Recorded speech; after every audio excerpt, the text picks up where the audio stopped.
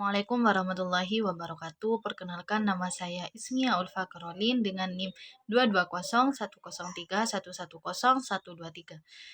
Nah, kali ini saya akan menjelaskan konsep eh, konsep Merdeka Belajar Kurikulum Merdeka atau yang disebut MBKM, perbandingannya dengan kurikulum Amerika. Lah, yang pertama di sini perbandingan antara kebijakan pengembangan kurikulum di Indonesia dengan kebijakan pengembangan kurikulum yang ada di Amerika. Yang pertama di sini saya akan menjelaskan kebijakan pengembangan kurikulum yang ada di Indonesia. Merdeka Belajar Kurikulum Merdeka atau yang disebut MBKM adalah pengembangan kurikulum terbaru untuk perguruan tinggi. Kurikulum ini membebaskan mahasiswa seluruh Indonesia untuk mengasah dirinya menjadi sumber daya manusia atau yang disebut dengan SDM yang selalu berinovasi.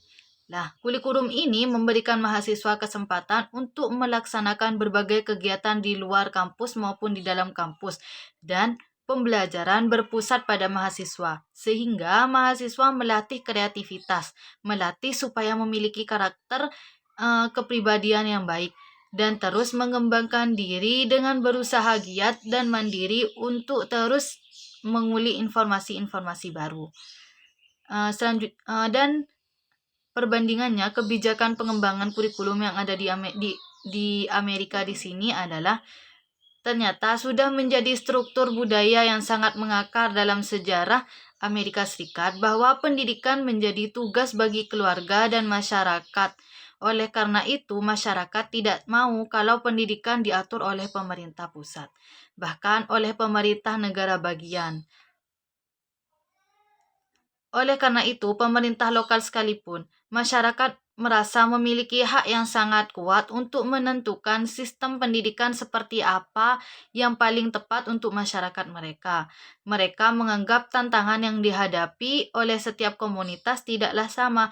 Jadi, sistem pendidikan juga tidak boleh atau tidak perlu disamakan antara satu kota dengan kota lain, antara satu state dan dengan state yang lain. Selanjutnya di sini saya akan menjelaskan tentang tujuan kurikulum di Indonesia dengan Amerika.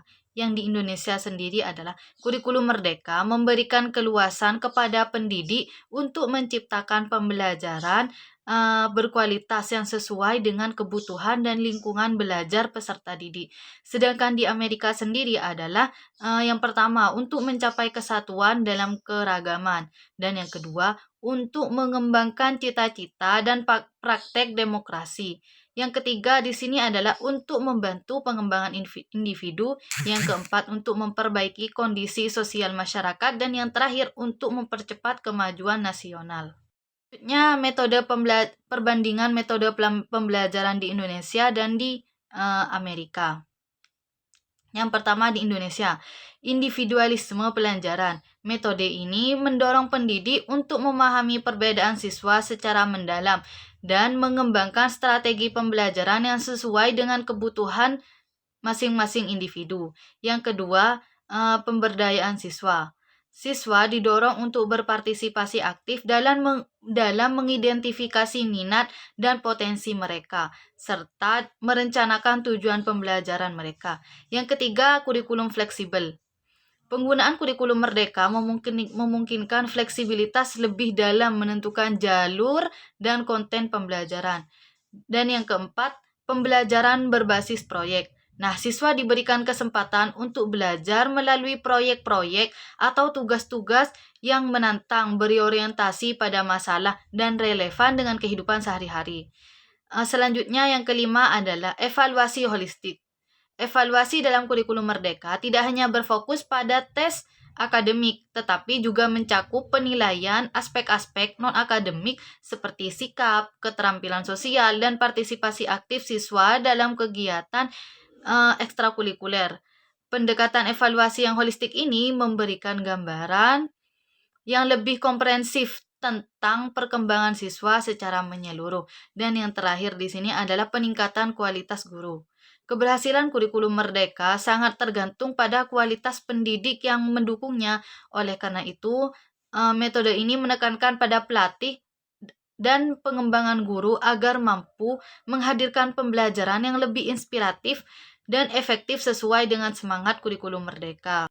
Kan metode pembelajaran di Amerika adalah Amerika menerapkan model pendidikan yang berbeda-beda dengan negara-negara kemakmuran Inggris. Hal ini dikarenakan Amerika mencoba melakukan pendekatan yang namanya humanity perspektif.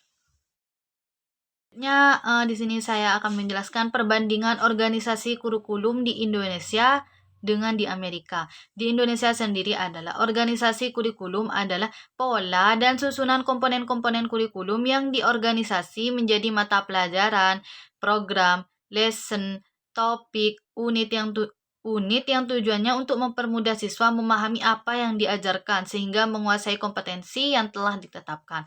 Sedangkan di Amerika sendiri di sini ada dua. Yang pertama kurikulum formal dan non formal, yang terakhir adalah kurikulum liberal arts. Selanjutnya perbandingan antara evaluasi di Indonesia dan di Amerika. Di Indonesia sendiri adalah evaluasi kurikulum di Indonesia merupakan proses penting dalam pengembangan pendidikan untuk memastikan bahwa kurikulum yang digunakan efektif dan relevan dengan kebutuhan siswa serta tuntutan zaman. Evaluasi kurikulum dilakukan untuk mengevaluasi keberhasilan implementasi kurikulum, mengidentifikasi kelemahan dan kekuatan kurikulum yang ada, serta memberikan rekomendasi perbaikan untuk meningkatkan kualitas pendidikan. Sedangkan evaluasi kurikulum di Amerika Serikat tidak ada mekanisme formal yang secara khusus mengevaluasi efektivitas kurikulum sekolah maupun kerangka kurikulum yang dibuat oleh pemerintah negara bagian atau nasional.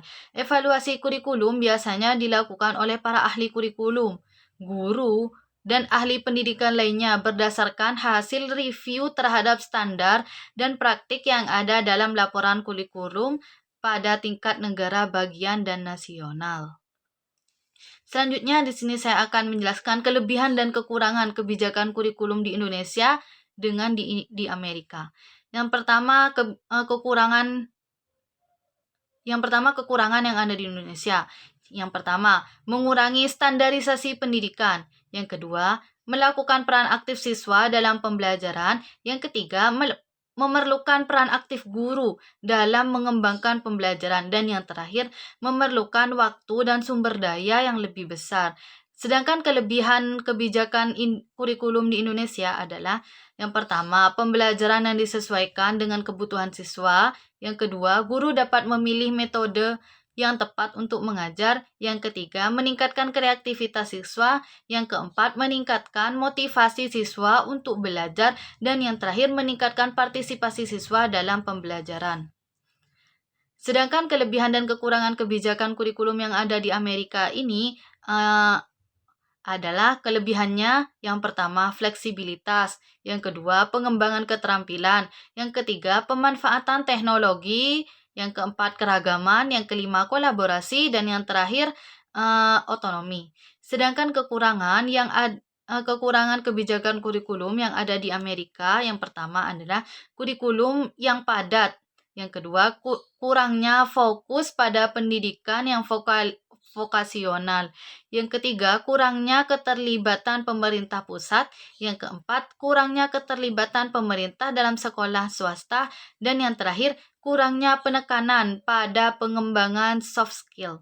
Mungkin hanya itu yang dapat saya sampaikan. Kurang lebihnya mohon maaf. Saya undur pamit. Assalamualaikum warahmatullahi wabarakatuh.